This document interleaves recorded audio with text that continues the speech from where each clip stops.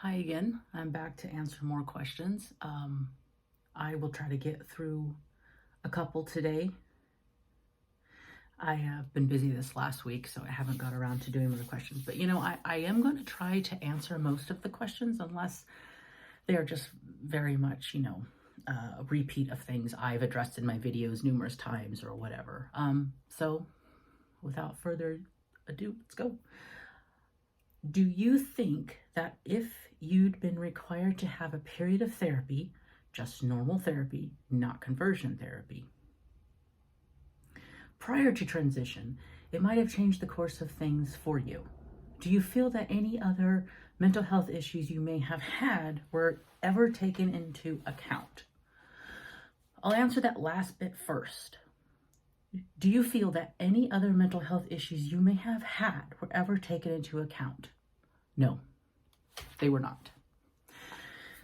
The minute I said the magic word trans, all other possibilities for my distress was thrown out the window by the therapist.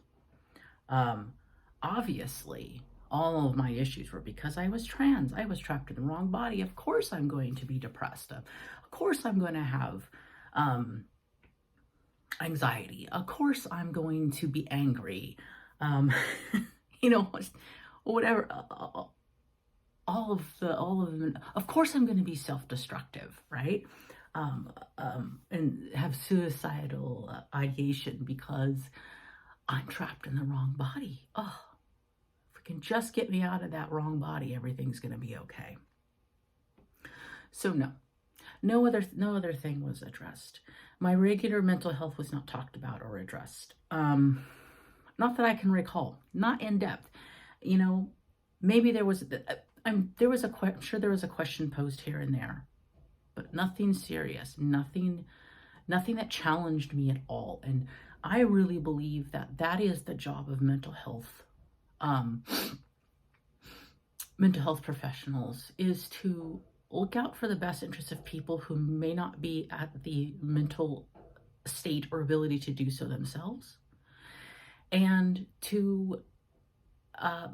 therapists should challenge clients. They should challenge people who have issues to face their issues, to face what might really be going on, to get to the root of it. And everything has a cause. Nothing exists in a vacuum, okay? And when you don't take into consideration the possible causes of any of a distress, how can you say that you did your job? You didn't do your job. So no other issues were ever even considered. And I found out after already transitioning, I got a diagnosis of ADHD that I didn't know about prior. And ADHD played a significant role in my desire, or my desire to transition, not so much, maybe not desire, but more my drive, my preoccupation, my obsession, and just all the other stuff that comes with ADHD that most people aren't aware of. Like, people with ADHD often have social issues. We have difficulties making friends. We have difficulties staying employed. We have just difficulties in relationships. If we do get a relationship, we have memory issues. There is a lot that goes to it, outside of just a learning disability. I mean, in my opinion, a learning disability is the least problematic part of my ADHD. And those things have to be taken into consideration with regard to how a person feels about themselves, and the difficulties they might have had through their life. My major depression that I had been dealing with probably since I was a child was never, depression was never brought up or anything like that. Anxiety was never brought up. My past history of trauma and abuse was never talked about. Very, very briefly, the therapist was pretty much, she asked, how's your relationship with your mom? And I said, I don't speak to my mother. Why not? Because she's a shitty person. I have nothing to do with her. Oh, okay. And that was the extent of it. I didn't want to talk about it.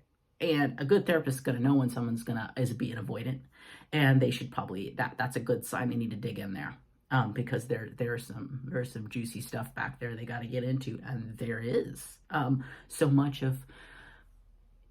Looking back on it now, my mother played a very, very central role in my desire to transition, in my self-hate.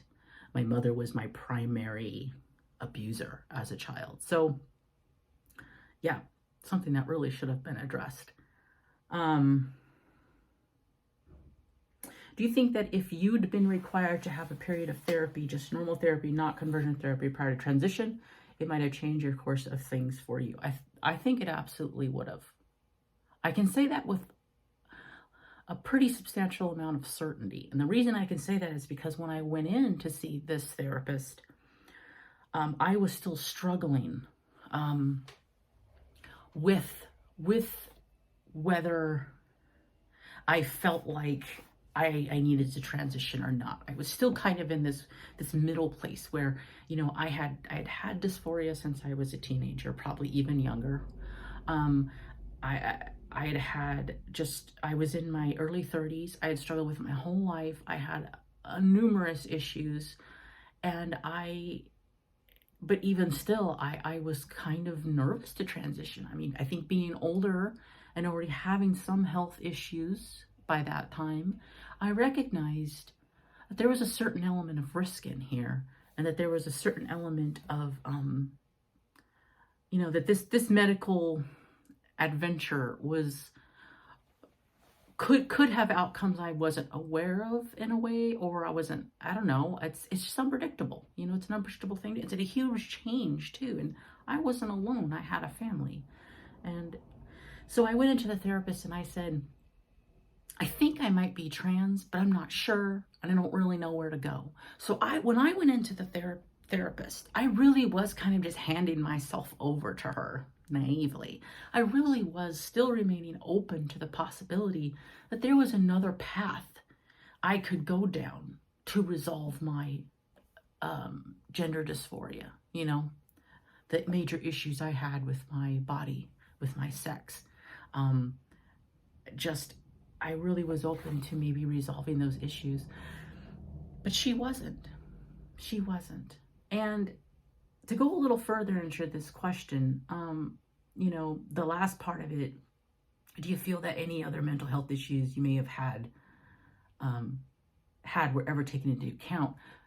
No, but the other thing that was never taken into account that I think was just horrible and makes me very upset is she never took into account the impact my transition would have on my wife and on my child, on my family.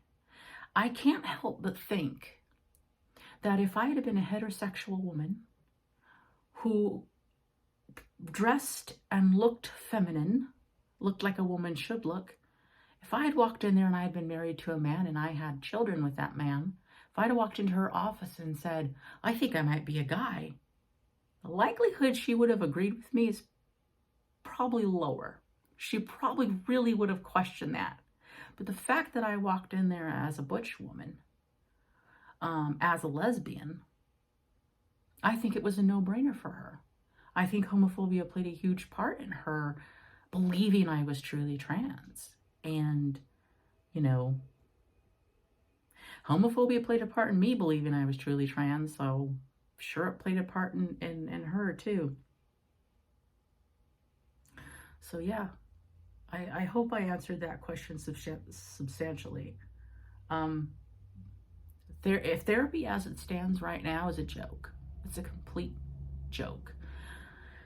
And it's sad because I've had detransitioners early in the stages come to me or ask questions online, I need to see a therapist, I need help, blah, blah, blah. And I can't in good conscience tell them to go to a therapist. I really think it's the best option for us to stay away from therapists at this point, unless we can really be sure that the therapist we're going to see is aware of detransitioners, is not swimming in the trans ideology soup, and really will be open and honest in working with you on your issues.